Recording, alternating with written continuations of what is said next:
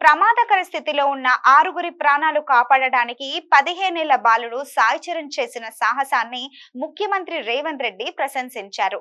బాలుడి తెగింపు, ప్రదర్శించిన ధైర్య సాహసాలు యువకులకు స్ఫూర్తిగా నిలుస్తాయని సీఎం కొనియాడారు.